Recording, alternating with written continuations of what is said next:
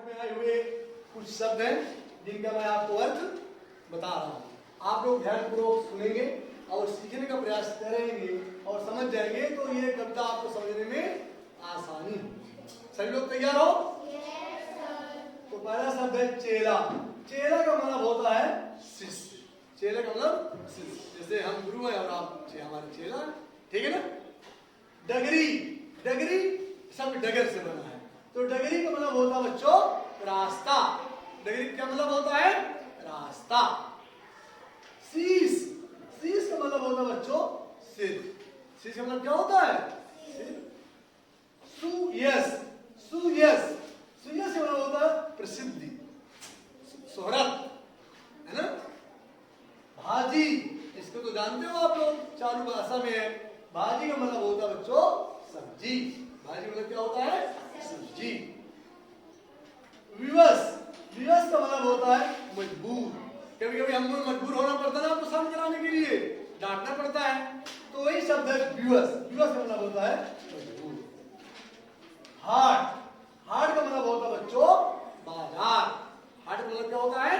बाजार या बाजार के समानार्थी शब्द है। खता, खता का मतलब होता है गलती। अब इसमें किसी को कोई दिक्कत बच्चों? बोलते नहीं हो? समझ में आ गया सभी को? तो इनको अच्छे से उतार लीजिए। अभी इसके आगे बच्चों अगला शब्द है गफलत। गफलत का मतलब होता है भूल। गफलत का क्या मतलब होता है? भूल। हुक्म, हुक्म का मतलब होता है आदेश। कभी तो हुक्म दिया तो उसका मतलब आदेश। ढेला, ढेला का मतलब तुरंत हमारे बच्चों पैसा। ढेले का मतलब होता है पैसा। दनादन, दनादन जल्दी या शीघ्रता से, आप कभी कहते हो दनादन कर लो, तो उसका मतलब होता है शीघ्रता से।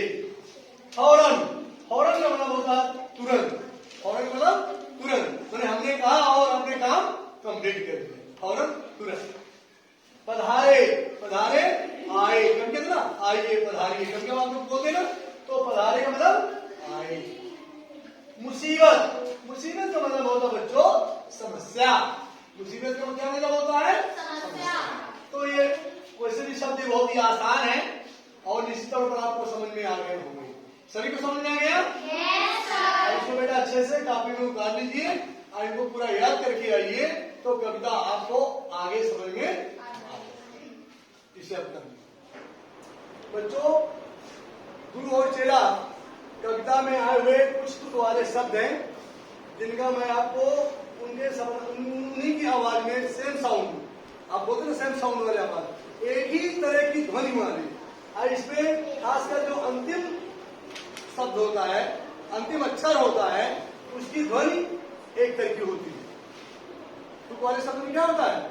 जो शब्द होता है उसका अंतिम अक्षर सेम होता है और जो शब्द हम आगे बढ़ाते हैं सेम होता है, एक ही तरह का होता है, तो उनकी ध्वनि एक ही तरह की होती है। तो इनको हम कहते हैं तुक वाले शब्द। तुक वाले शब्द या समान ध्वनि वाले शब्द। जैसे राजा, बच्चों राजा का हो गया बाजा खाजा। अब देखिए अंतिम अक्षर क्या है? जा जा जा, एक ही तरह की ध्वनि है, लेकिन अच्छा सब अलग अलग है।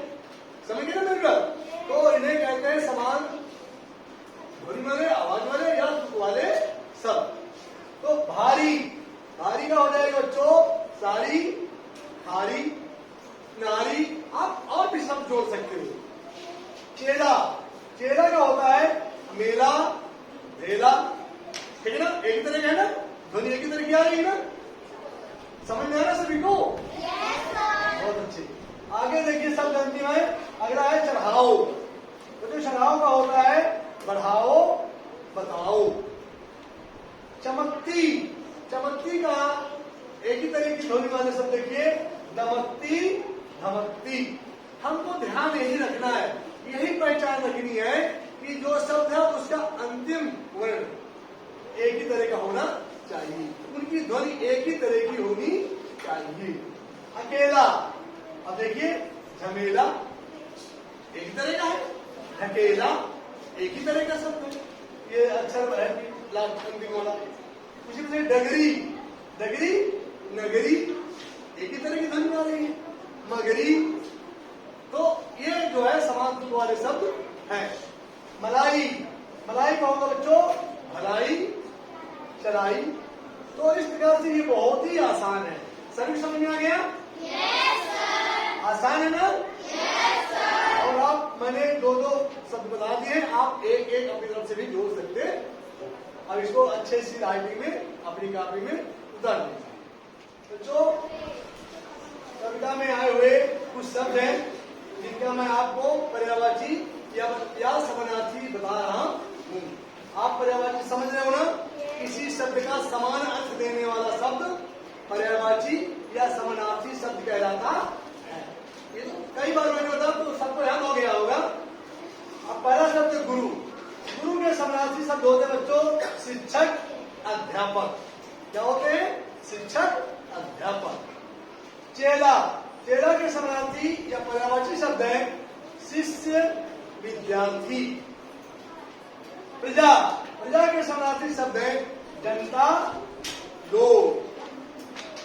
संसार, जगत, दुनिया, ये इनके समानार्थी शब्द है।